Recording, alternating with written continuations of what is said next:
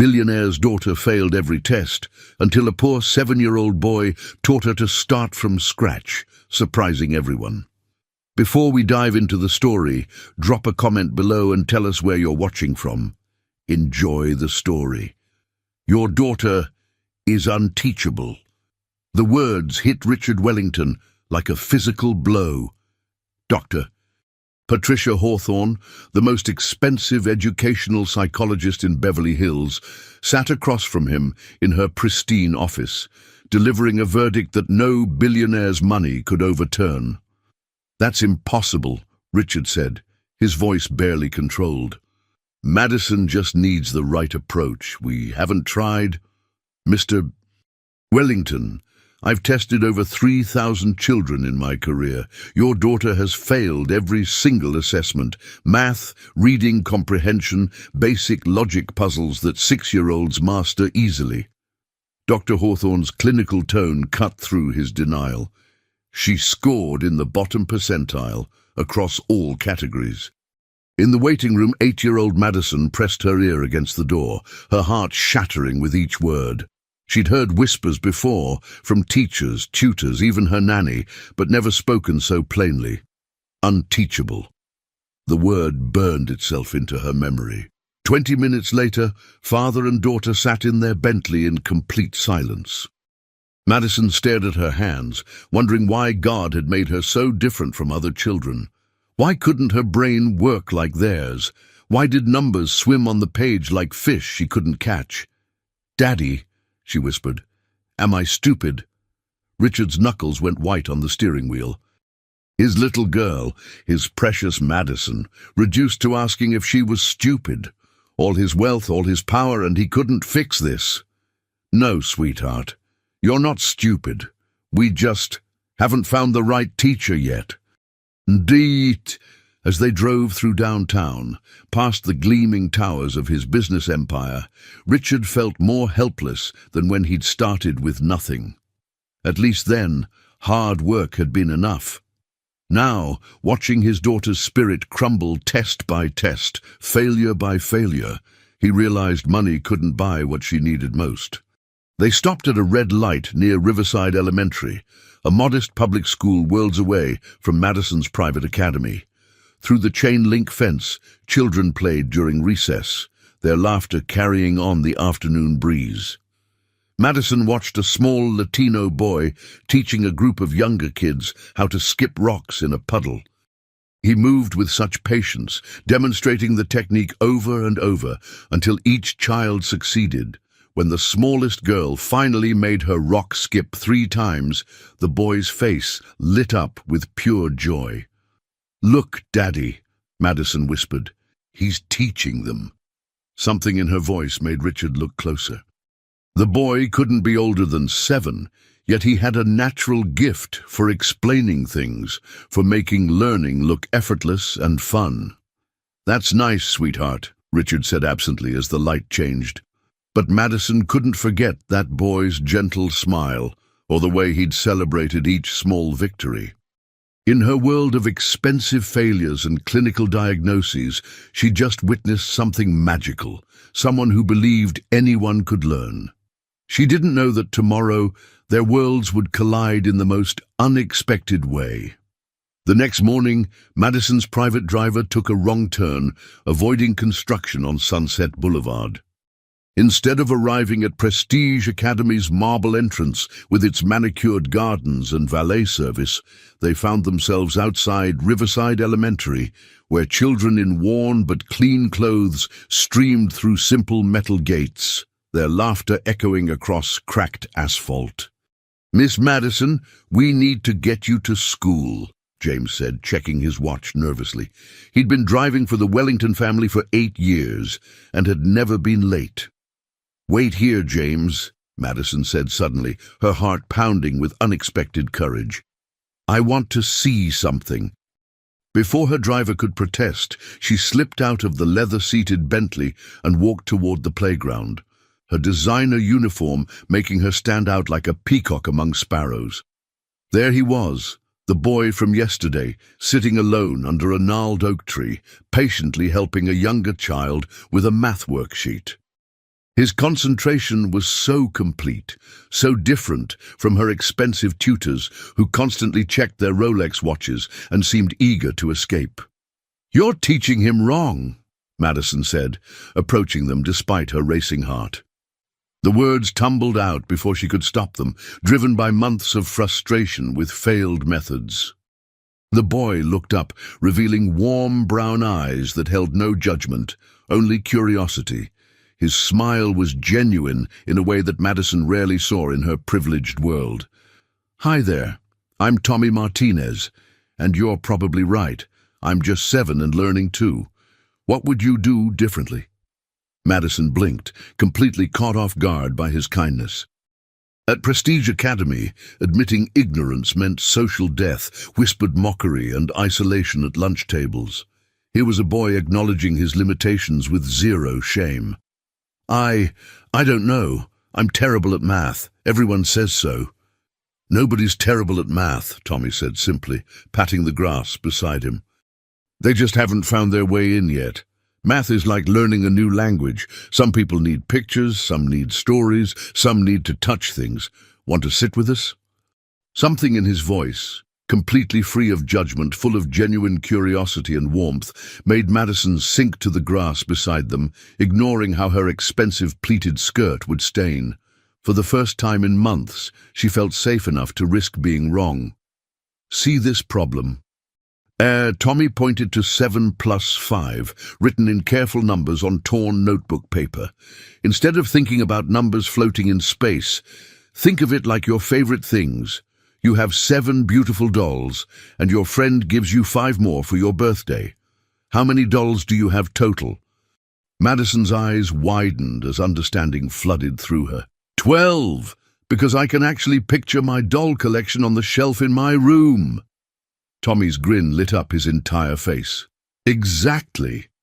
Math isn't about memorizing rules that make no sense. It's about understanding what the numbers represent in the real world." The school bell rang, shattering the magical moment like glass. As children rushed inside, Madison realized she'd learned more in 5 minutes with Tommy than in months of expensive tutoring sessions that left her feeling more broken than before. "Will you be here tomorrow?" she asked urgently, desperate not to lose this feeling of hope. "Every day," Tommy promised, gathering his worn materials. "Same spot, same time." As James frantically searched the playground for her, Madison walked back to the Bentley with something she'd forgotten existed, the belief that maybe, just maybe, she wasn't hopeless after all. For 3 magical days, Madison convinced James to take the scenic route past Riverside Elementary, claiming she enjoyed seeing how regular children lived. Each morning, she spent precious stolen minutes with Tommy before her driver grew suspicious and insisted they leave for Prestige Academy, where another day of academic failure awaited. "You're different from other rich kids I've met," Tommy observed on Thursday morning, watching her struggle with basic multiplication tables that had tormented her for months. "You actually listen when people talk, and you don't act like you already know everything." "Other rich kids?" Madison asked, surprised and curious. In her sheltered world, she rarely encountered children from different backgrounds. "My mom cleans houses in Beverly Hills 3 days a week. I sometimes go with her during summer breaks." Tommy's voice held no bitterness, just matter-of-fact acceptance. "I hear the kids sometimes. They think they know everything already, never ask questions, never admit when they're confused. But confusion is the beginning of learning." Tommy handed her small pebbles he'd collected from the playground. "Here, let's try 4 times 3 with these, instead of just staring at numbers on paper." Madison carefully arranged the pebbles into 4 groups of 3, her brow furrowed in concentration. Suddenly, her face illuminated with understanding. "Oh, it's like making equal teams for games. 4 teams with 3 players each makes 12 players total. You're getting it." Tommy's excitement was infectious, his whole body practically vibrating with joy. "You're not stupid, Madison. Not even close. You just learn differently than how they're teaching you at that fancy school." That afternoon at Prestige Academy, Madison shocked Mrs. Patterson by correctly solving a multiplication problem using the pebble method in her head, visualizing groups of objects rather than abstract numbers. Her teacher stared in complete confusion. Madison had never shown such understanding before, had never solved anything without tears and frustration. "Where did you learn this technique, Madison?" Mrs. Patterson asked, her voice sharp with suspicion. "I just figured it out," Madison lied smoothly, protecting her secret friendship like a precious treasure that adults might try to steal or ruin with their complicated rules. That evening, Richard Wellington looked up from his financial reports to find his daughter attempting homework without tears for the first time in months. Her usual evening meltdown was replaced by quiet concentration and occasional smiles. "You seem different, sweetheart. Happier. More confident," he observed, setting aside papers worth millions to focus on this precious change in his daughter. Madison just smiled mysteriously, thinking of Tommy's patient voice and encouraging words, the way he made learning feel like an adventure rather than a punishment. She couldn't tell Daddy about her morning visits. He'd never understand why a poor boy from a public school succeeded where expensive Ivy League experts had failed so miserably. "Maybe I'm finally growing up," she said, but her eyes held secrets. Richard Wellington hadn't built a billion-dollar empire by missing important details. Something fundamental had changed in his daughter, and his instincts told him to investigate. Meanwhile, at Riverside Elementary, Tommy's teacher, Ms. Rodriguez, noticed him drawing complex mathematical diagrams during free time, equations far beyond anything taught in elementary school. "Tommy, where did you learn to work with problems like these?" Tommy looked up from his notebook, pencil pausing mid-calculation. "I just like figuring out how to help people understand things better." What neither Madison nor Tommy realized was that their morning meetings hadn't gone unnoticed. Someone had been watching their unlikely friendship develop, and tomorrow their carefully guarded secret would be exposed in ways neither child could imagine. Richard Wellington prided himself on solving complex problems, whether in boardrooms or family matters, and his daughter's mysterious academic transformation was a puzzle demanding immediate investigation. Friday morning, instead of heading to his downtown office, he decided to follow Madison's car at a careful distance, genuinely curious about this scenic route that James had mentioned with increasing frequency. What he discovered outside Riverside Elementary left him completely speechless and questioning everything he thought he knew about education. His perfectly dressed daughter sat cross-legged in the dirt beside a Latino boy in clean but obviously second-hand clothes, both hunched over a worn notebook with the intense concentration of young scientists making groundbreaking discoveries. Madison was laughing, actually laughing with pure joy, while working on math problems that had reduced her to frustrated tears for months. "Sir, should I inform Miss Madison that you're here?" James noticed Richard's black Mercedes in his rearview mirror and looked confused by the unusual surveillance. "No," Richard said quietly, completely mesmerized by the scene unfolding before him. "Let me watch and learn." He observed Tommy's teaching methodology with growing amazement and professional admiration. The boy used bottle caps for counting exercises, drew elaborate pictures in the dirt to explain concepts, and transformed every abstract problem into vivid stories that Madison could visualize and connect with emotionally. Within 20 minutes, Madison had mastered mathematical concepts that had stumped her 300-per-hour tutors with their fancy degrees and traditional methods. When the school bell finally rang and Madison reluctantly returned to the car, chatting excitedly about number families and math adventures, Richard followed at a discreet distance, his mind racing with possibilities and questions. He needed to learn everything about this miraculous boy who had accomplished what his vast wealth couldn't purchase. At lunch, Richard Wellington did something unprecedented in his carefully scheduled life. He cancelled a crucial board meeting worth millions in potential deals and walked into Riverside Elementary's modest office, feeling oddly nervous about this unconventional investigation. "I'd like to speak with Principal Rodriguez about one of your students," he told the surprised secretary, who recognized him from newspaper photos but had never imagined a billionaire visiting their underfunded school. An hour later, Richard learned Tommy's remarkable story. 7 years old, but reading at nearly high school level, consistently helping struggling classmates during recess despite having no formal teacher training, displaying an intuitive understanding of how different minds process information. His mother, Maria Martinez, worked 3 exhausting cleaning jobs to support them after Tommy's father died in a tragic construction accident 2 years ago.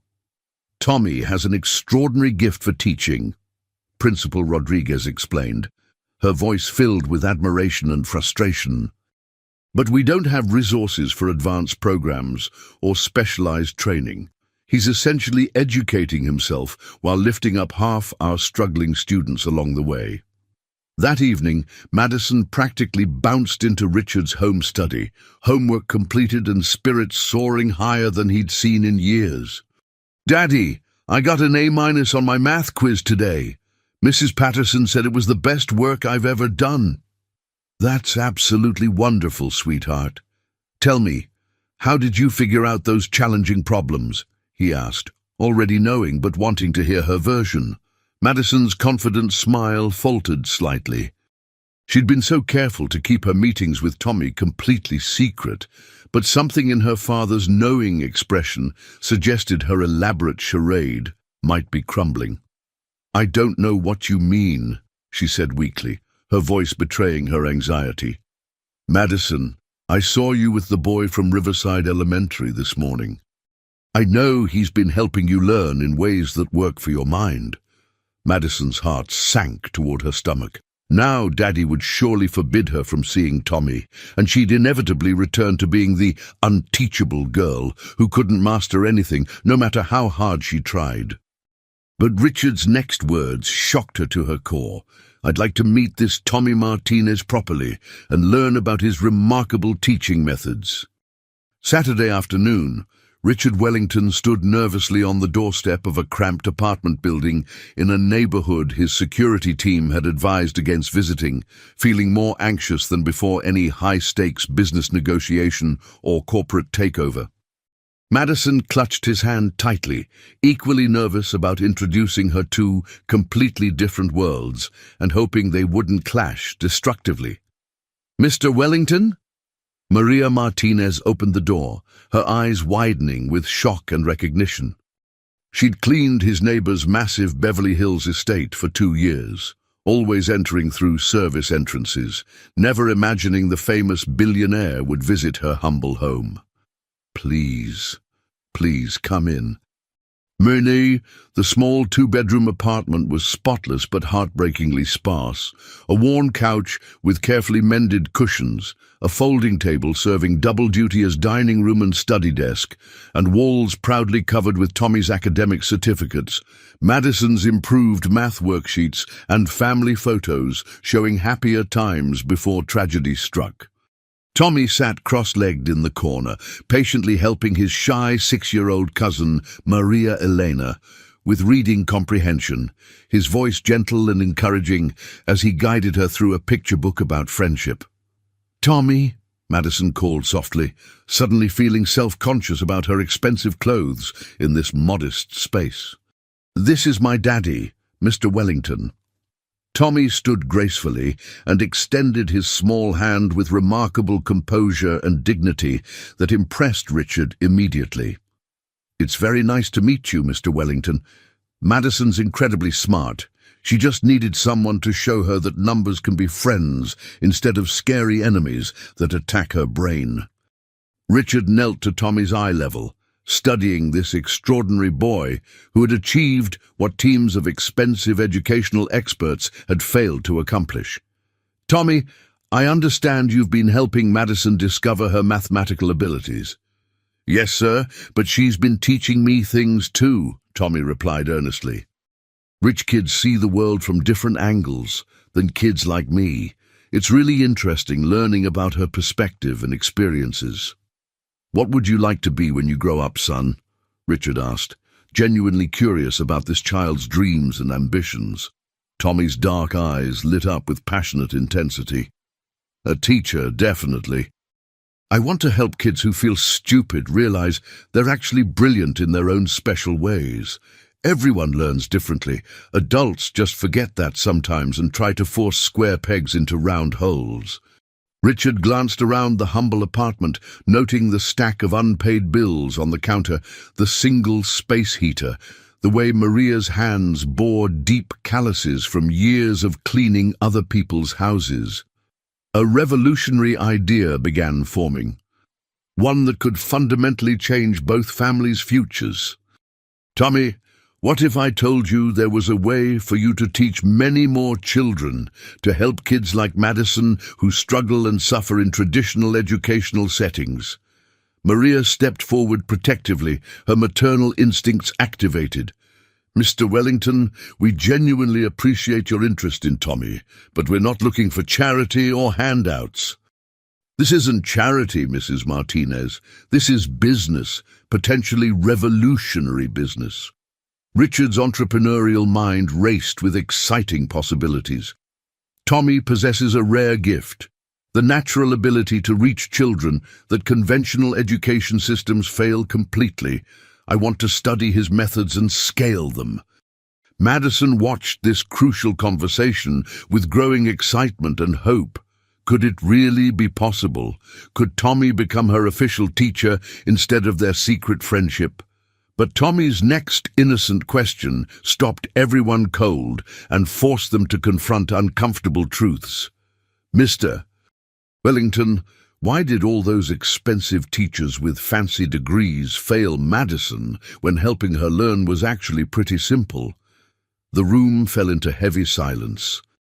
Richard realized this perceptive 7-year-old boy had just asked the devastating question that would expose everything fundamentally wrong with the educational system he'd blindly trusted and funded. In that profound moment, Richard Wellington understood that his daughter's learning journey was about to become something much bigger and more important than anyone had ever imagined possible. Because they were treating her like she was broken instead of different. Richard said quietly, the weight of Tommy's simple question reverberating through his mind like an earthquake. They tried to force her brain into their rigid methods instead of discovering and nurturing her natural learning style.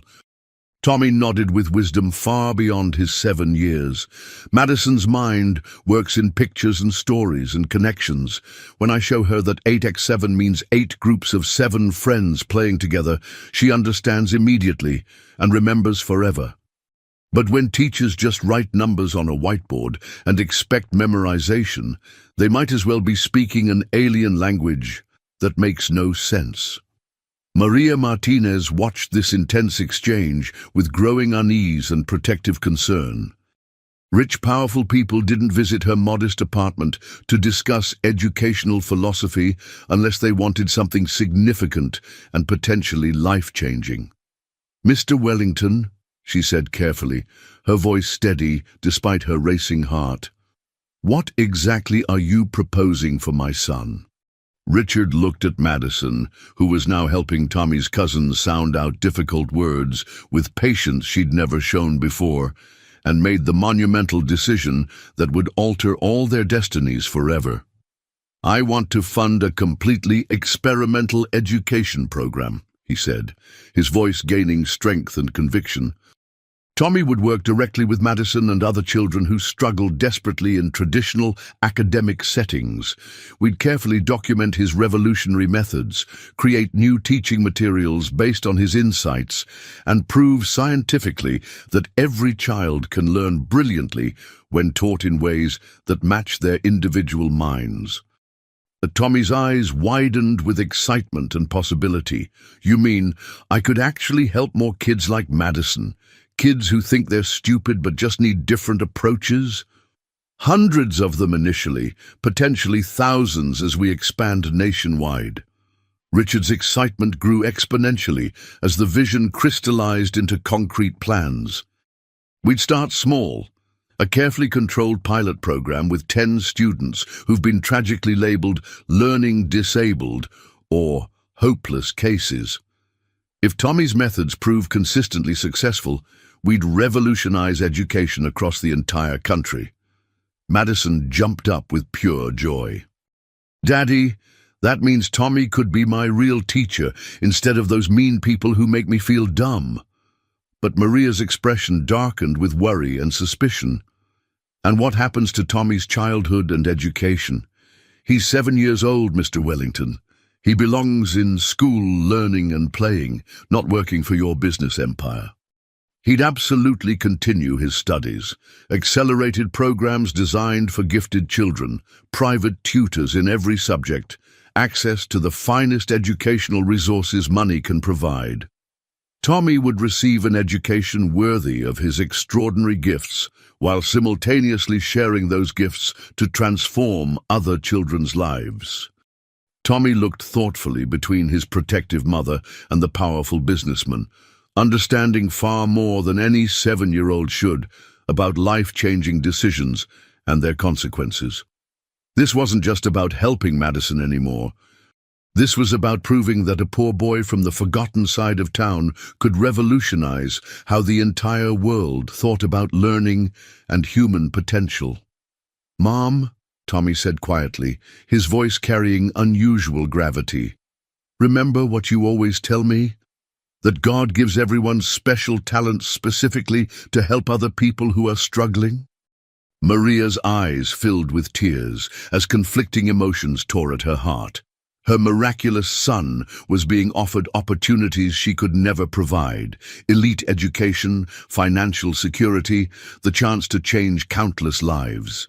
But the cost felt enormous and terrifying. Tommy wasn't just her child, he was her miracle, her hope for escaping poverty, her proof that dreams could survive tragedy. "I need time to think and pray about this," she whispered, her voice breaking. "Of course. Take all the time you need," Richard said gently, recognizing the magnitude of what he was asking. "But Mrs. Martinez, I want you to understand, Tommy wouldn't just be helping these children academically, he'd be saving them from years of feeling worthless and hopeless, exactly like he saved Madison from that devastating darkness." As they prepared to leave, Tommy grabbed Madison's hand tightly, his expression serious. "Whatever happens with the grown-up decisions, we'll always keep being friends, right? Promise me." Madison nodded solemnly, but something in Tommy's tone suggested he already sensed their innocent friendship was about to transform into something neither of them could possibly imagine or control. The next morning would bring Maria's life-altering answer, and with it the beginning of an educational revolution that started with one desperate billionaire's struggling daughter and one brilliant boy who refused to let anyone feel stupid or hopeless ever again.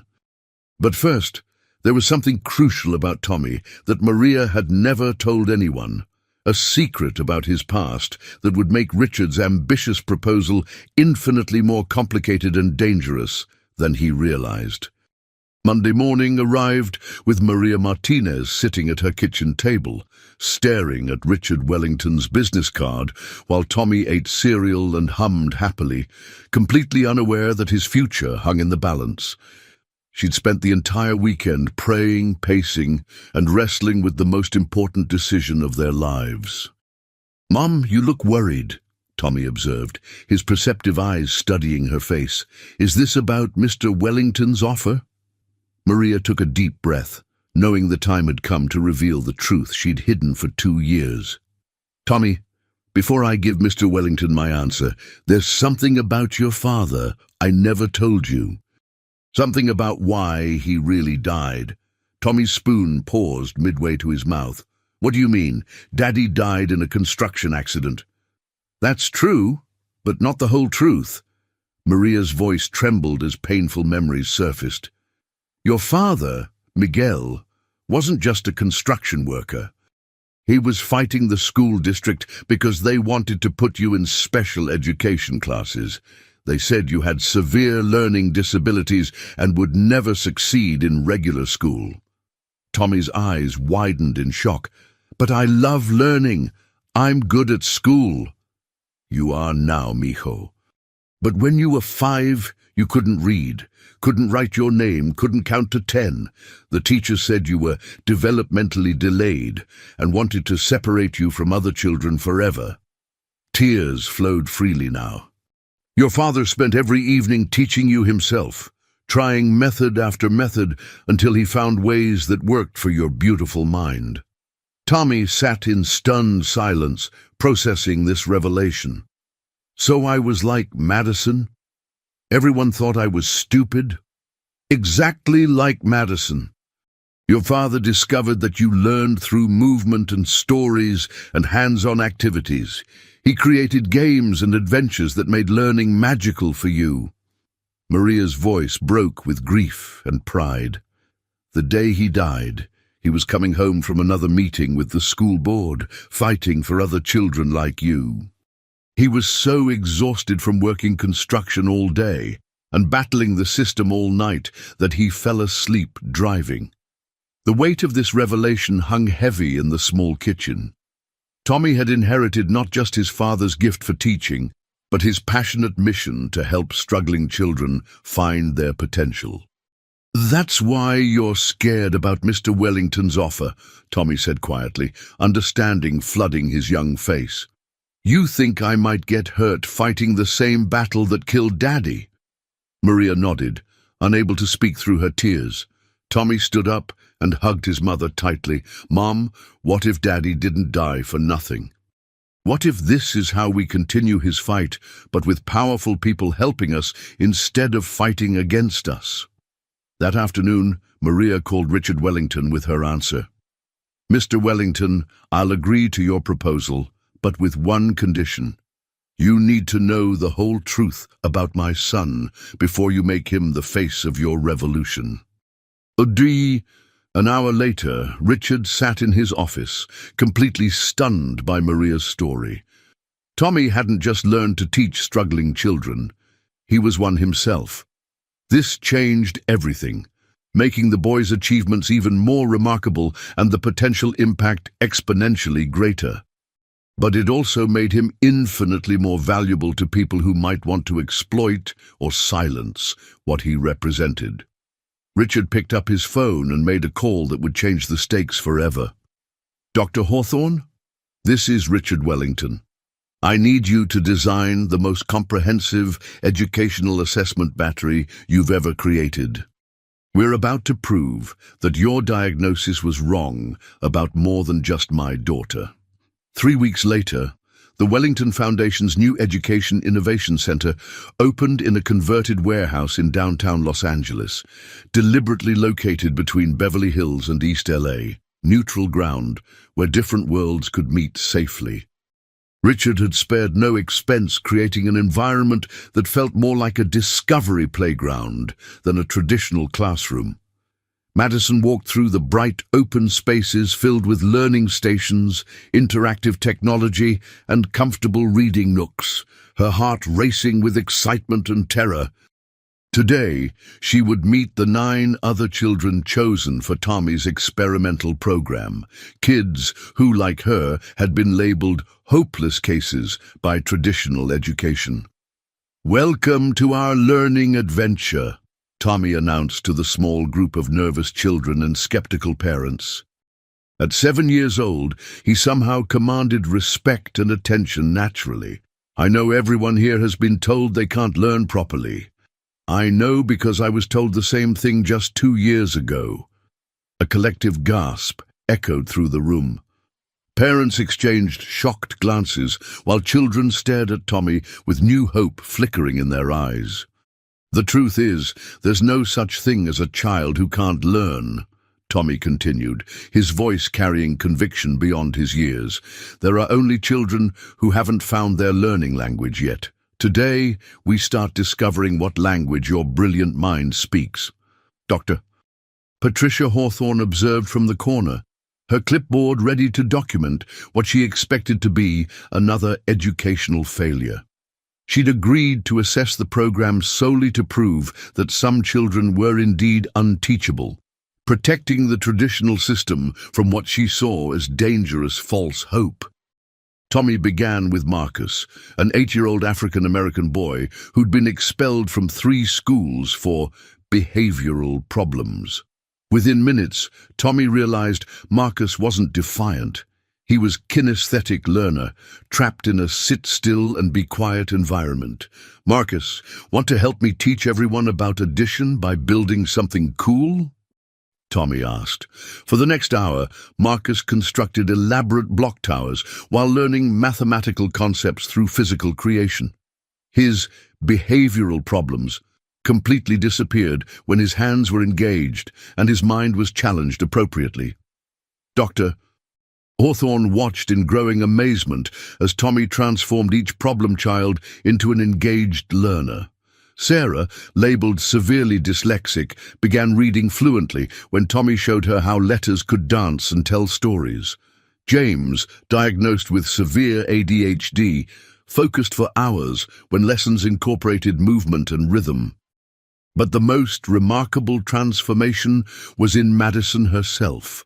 Surrounded by children who understood her struggles, she blossomed into a confident, encouraging peer tutor, helping others discover their strengths just as Tommy had helped her.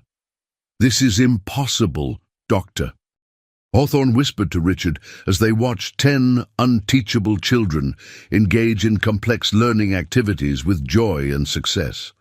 "These results violate everything we know about learning disabilities." "Maybe," Richard replied quietly. "Everything we know is wrong." By the end of the first week, every child had shown measurable improvement. But more importantly, they'd begun to see themselves differently, not as broken or stupid, but as learners with unique gifts waiting to be discovered. However, word of the program's success was spreading quickly through educational circles, and not everyone was pleased. That evening, Richard received a phone call that chilled him to the bone. "Mr. Wellington, this is Dr. Frederick Morrison from the National Education Standards Board. We need to discuss your unauthorized experimental program immediately." The revolution had begun, but powerful forces were already mobilizing to stop it before it could threaten the established order that had failed so many children for so long. "You're playing with fire, Wellington." Dr. Morrison's voice crackled through the speakerphone in Richard's office, barely contained hostility evident in every word. "This unregulated program of yours is giving false hope to families and undermining established educational protocols that exist for good reasons." Richard leaned back in his leather chair, studying the preliminary data reports spread across his desk. After just 1 month, Tommy's program was showing results that seemed almost too good to be true. "What exactly are you threatening, Dr. Morrison?" "I'm not threatening anything. I'm informing you that the State Department of Education will be conducting a comprehensive investigation into your facility. If we find any violations of educational standards or evidence of psychological harm to these vulnerable children, we'll shut you down permanently." "Viday." The line went dead, leaving Richard staring at the phone with growing unease. He'd expected some resistance, but the venom in Morrison's voice suggested this went deeper than professional concern. Meanwhile, at the Innovation Center, Tommy was completely absorbed in helping Jennifer, a 9-year-old girl who'd been homeschooled after 5 different schools declared her intellectually disabled. She sat motionless for days, seemingly unable to process any information until Tommy noticed her finger tracing invisible patterns on her desk. "Jennifer, are you drawing something?" he asked gently. For the first time in weeks, she looked up and nodded shyly. "Can you show me what you're drawing?" Jennifer took a piece of paper and began creating intricate geometric patterns with mathematical precision that left Tommy breathless. This intellectually disabled child was unconsciously solving complex spatial relationships that challenged college students. Jennifer, these patterns are incredible. Did you know they follow the same rules as algebra equations? Within an hour, Jennifer was solving advanced mathematical problems by translating them into her visual pattern language.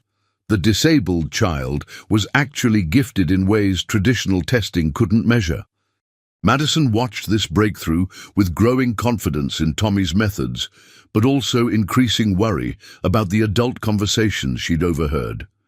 Important-sounding people were asking questions about their program, and not friendly questions. "Tommy," she whispered during lunch break, "I think some grown-ups are trying to stop our school." Tommy's expression grew serious beyond his years. "Madison, remember what my mom told me about my dad. Sometimes when you're helping people, other people get scared because change threatens their jobs and power. But we're just helping kids learn.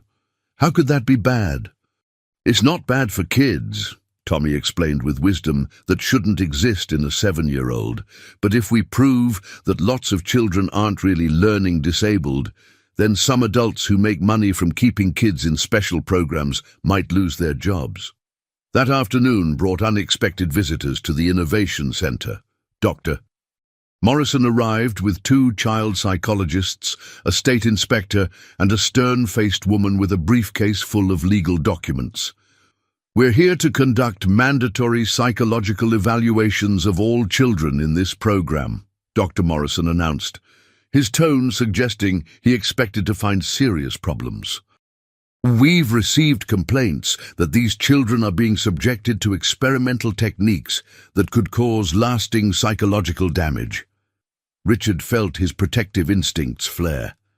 "Complaints from whom? Every parent here has seen remarkable improvement in their child. Anonymous reports from concerned educational professionals, Dr. Morrison replied coldly. "These children will be tested individually to determine if they've suffered any adverse effects from your unregulated methods. What happened next would either validate everything Tommy had accomplished or destroy the program before it could change more lives." As the officials began separating children for individual testing, Tommy made a decision that would force everyone to confront the truth about who was really protecting children's best interests. "Wait," Tommy said, stepping forward with remarkable courage. "Before you test them, I want you to test me. I want you to give me the same tests that made everyone think I was learning disabled 2 years ago." The room fell silent as a 7-year-old boy challenged the entire educational establishment to prove their methods were valid. "That's highly irregular," Dr. Morrison protested, clearly uncomfortable with Tommy's unexpected challenge. "Child, you don't understand the complexity of these assessments." "Then explain it to me," Tommy replied with startling confidence. "If I'm supposedly teaching other kids, shouldn't I be able to pass the tests they failed? Unless the tests don't actually measure what they claim to measure, Doctor." Patricia Hawthorne stepped forward, her professional curiosity overriding her colleague's obvious discomfort. "Actually, this could provide valuable comparative data. If Tommy truly was diagnosed with learning disabilities and has overcome them, we need to understand how." Richard watched this confrontation with growing pride and terror. Tommy was about to expose the fundamental flaws in the system that had failed so many children, but the personal cost could be devastating.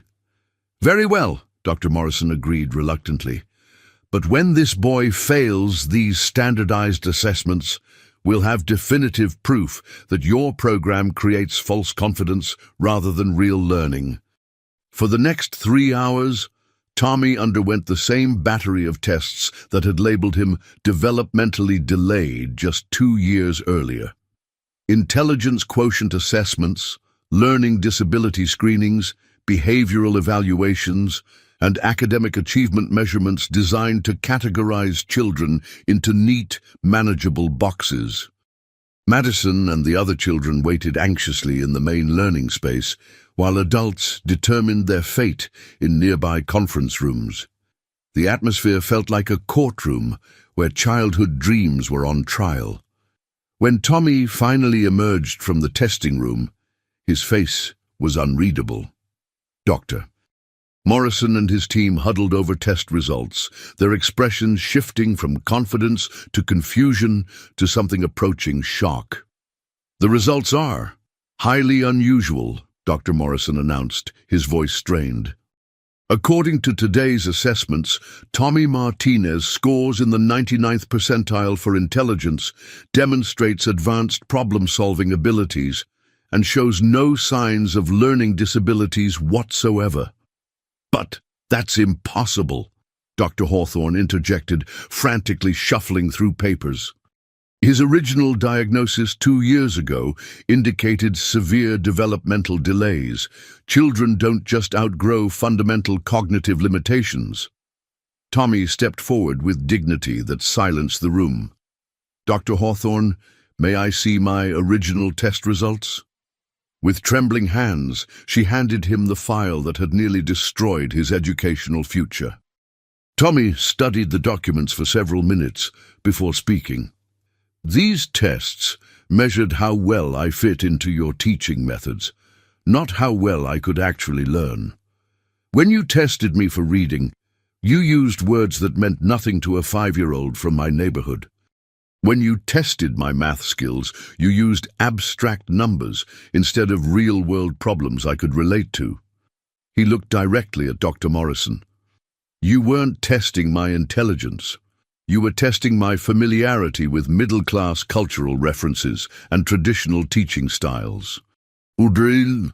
The room erupted in uncomfortable murmurs as the implications of Tommy's statement sank in. If his diagnosis had been wrong, how many other children had been mislabeled? How many brilliant minds had been discarded because they didn't conform to standardized expectations? "Furthermore," Tommy continued, his 7-year-old voice carrying the weight of generations of failed children, "every kid in this program has improved dramatically, not because we lowered standards, but because we raised our expectations and changed our methods to match how their minds actually work." Dr. Hawthorne stared at the test results in her hands, her entire professional worldview crumbling. "If this is true, if we've been systematically misdiagnosing children based on cultural and methodological bias, then thousands of children have been robbed of their potential," Richard finished quietly. "And the system needs to be completely rebuilt from the ground up." Dr. Morrison's face had gone pale as he realized the legal and professional ramifications. If word of this got out, it would trigger investigations into every learning disability diagnosis, every special education placement, every child who'd been told they weren't smart enough to succeed.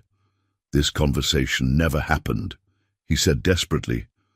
"These results are inconclusive. We need more extensive testing before drawing any conclusions." But Tommy shook his head with sad wisdom. "Dr. Morrison, you can't hide the truth forever. These kids deserve better than being warehoused in systems that don't believe in them." As the officials hastily packed their materials and prepared to leave, it became clear that Tommy hadn't just passed their tests. He'd exposed the fundamental bankruptcy of the entire approach to learning differences. The revolution was no longer just about one experimental program. It was about reimagining how society viewed children's potential and who decided which minds were worth developing. But revolutions come with dangerous consequences, and powerful people were about to make their next move to protect the status quo that had made them wealthy and important. That evening, Richard's phone rang with the call he'd been dreading. His longtime friend and fellow billionaire Charles Pemberton, chairman of the largest educational testing company in America, spoke with barely controlled rage. "Richard, what the hell do you think you're doing? Your little experiment is threatening a $50 billion industry. Do you have any idea how many jobs, how many companies, how many careers depend on the current system?" Charles, we're helping children who've been written off by that system. How is that a threat? Because if you prove that learning disabilities are largely manufactured by inadequate teaching methods, every special education program, every testing company, every pharmaceutical intervention becomes questionable. We're talking about the complete collapse of an entire sector of the economy. Richard felt the full weight of what they'd stumbled into. This wasn't just about education anymore. It was about power, money, and institutional control over how society classified and limited children's potential. So what are you suggesting I do? Abandon these kids to protect corporate profits? I'm suggesting you be very careful about the enemies you're making, Charles replied coldly. Some people won't hesitate to destroy you and everything you've built to protect their interests. The threat was clear. Richard's business empire, his family's safety, even the innovation center itself could become targets if they continued challenging such powerful economic forces. The next morning brought devastating news. Maria Martinez called Richard in tears, her voice shaking with fear and anger. "Mr. Wellington, they took Tommy." "What do you mean, took him?" "Child Protective Services came this morning with a court order. They said anonymous reports claimed I was exploiting my son, forcing him to work instead of attending proper school. They took him into protective custody, pending a full investigation." Richard's blood ran cold. This was no coincidence. Someone was using the legal system to neutralize Tommy before he could expose more uncomfortable truths. At the Innovation Center, Madison and the other children waited anxiously for their teacher who never arrived. Without Tommy's gentle guidance, several children began reverting to their old patterns of frustration and despair. "Where is Tommy?" Madison asked her father urgently. "The other kids need him. I need him." Richard knelt beside his daughter, his heart breaking as he tried to explain adult corruption to a child. "Some people are trying to stop our program, sweetheart. They took Tommy away temporarily." "But why? We're learning, we're happy, we're proving we're not stupid." "Exactly, and that threatens people who profit from keeping children labeled as learning disabled." Madison's eyes blazed with anger, unusual for an 8-year-old. "That's not fair. Tommy saved me. He saved all of us." That afternoon, Richard made the most important decision of his life. He called an emergency press conference, knowing it would make him irreversibly powerful enemies, but unable to abandon the children who'd found hope in Tommy's revolutionary approach. "Ladies and gentlemen," he announced to the assembled media, "I'm here to expose a systematic failure in how we educate our most vulnerable children. The current system doesn't just fail to help them, it actively harms them by convincing them they're intellectually inferior when they're actually brilliant minds trapped in inappropriate teaching methods." He presented Tommy's story, the dramatic improvements in all 10 children, and the evidence that traditional testing was culturally biased and methodologically flawed. A 7-year-old boy proved in 3 hours what educational experts couldn't see in decades. We're not measuring children's intelligence, we're measuring their conformity to narrow cultural expectations. The response was immediate and explosive. Educational advocacy groups demanded investigations. Parents of special needs children flooded social media with their own stories of misdiagnosis and institutional failure. Stock prices for major testing companies began plummeting as investors realized the potential liability, but the most important response came from an unexpected source. Tommy, watching the press conference from his temporary foster placement, managed to call Richard's private line. "Mr. Wellington." His small voice carried determination that adults twice his age lacked. "I want to testify at the hearing tomorrow. I want to tell them myself that no child should ever be told they're too stupid to learn." The battle lines were drawn. Tomorrow, a 7-year-old boy would stand before a judge and determine whether revolution or suppression would define the future of education for millions of children. The stakes couldn't be higher, and Tommy Martinez was about to become the most important child in America.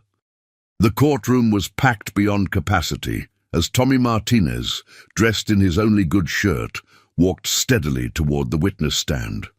Television cameras captured every step of the 7-year-old boy who'd become the symbol of educational revolution, while protesters and supporters filled the hallway outside, chanting competing slogans about children's rights and institutional protection.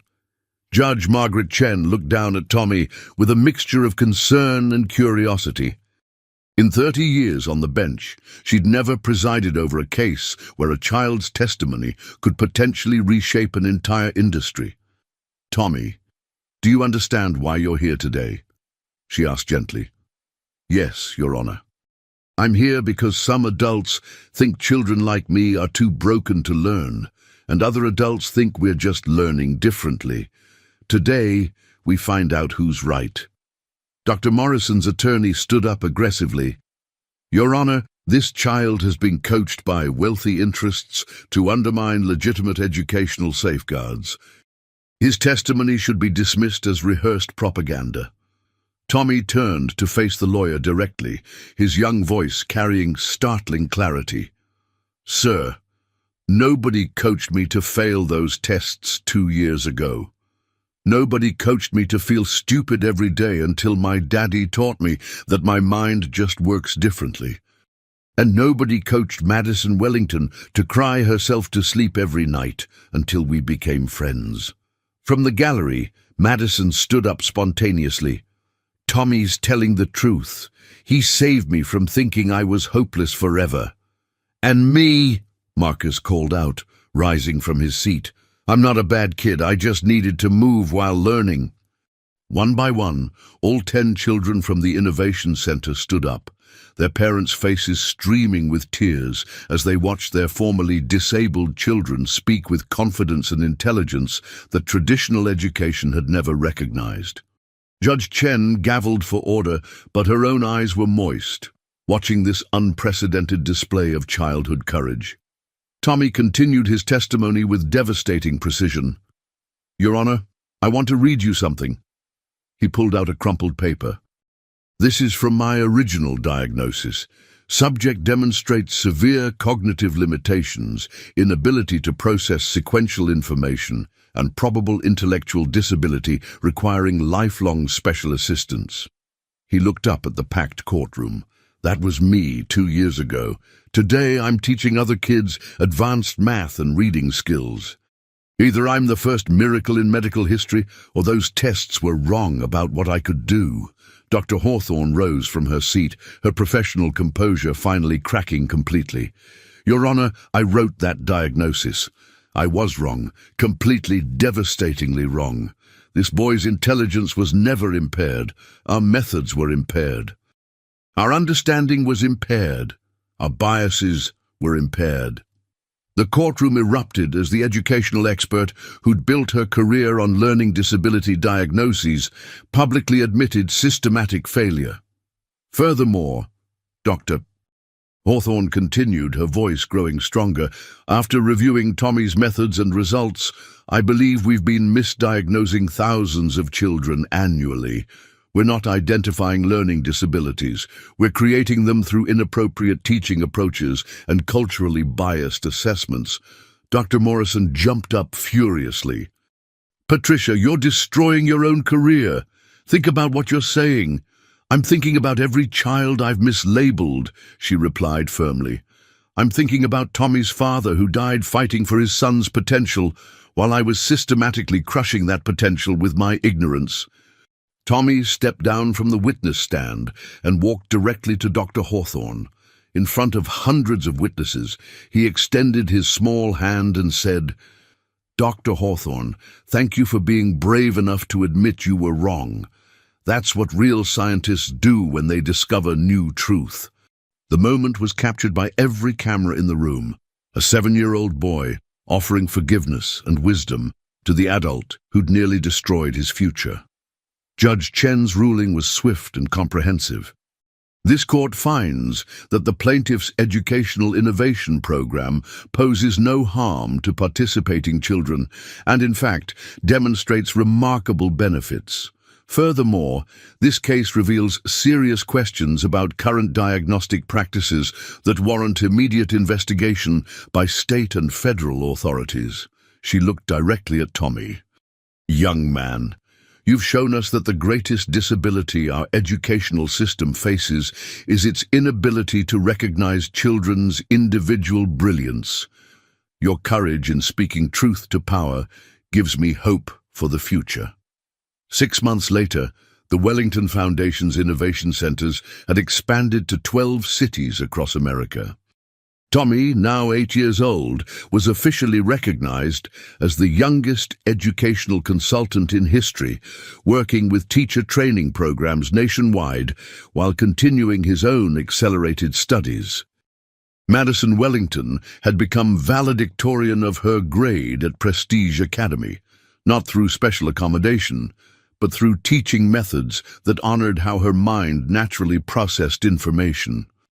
The other 9 children from the original program were thriving in schools that had completely restructured their approaches to individual learning differences. Dr. Patricia Hawthorne had left her private practice to lead research into culturally responsive educational assessment, dedicating her career to undoing the damage she'd helped create. And Maria Martinez. She'd returned to school herself, pursuing a degree in education policy, determined to ensure that no other family would face the struggles that had cost her husband his life and nearly destroyed her son's potential. As Tommy sat under his favorite oak tree at Riverside Elementary, now teaching a growing group of children during recess, he reflected on how everything had started with one lonely billionaire's daughter who thought she was stupid. "Tommy," Madison said, sitting beside him as she did every day after her classes ended, "do you think we really change things?" Tommy smiled, watching younger children discover that learning could be magical instead of painful. "Madison, remember what you asked me that first day? You said I was teaching that little boy wrong." "I remember." "You were right. Everyone was teaching everyone wrong, including the people who were supposed to be experts. But we figured out how to make it right." Madison grinned. "So we didn't just help me learn math. We helped everyone learn how to learn." "Exactly," Tommy said, his eyes twinkling with the same wisdom that had started their incredible journey. "And that's the most important lesson of all. Everyone is brilliant. You just have to find the right way to let that brilliance shine." As the afternoon sun set over the playground where their friendship had begun, Tommy Martinez and Madison Wellington continued their work of proving that no child is ever too broken to learn, too different to succeed, or too young to change the world.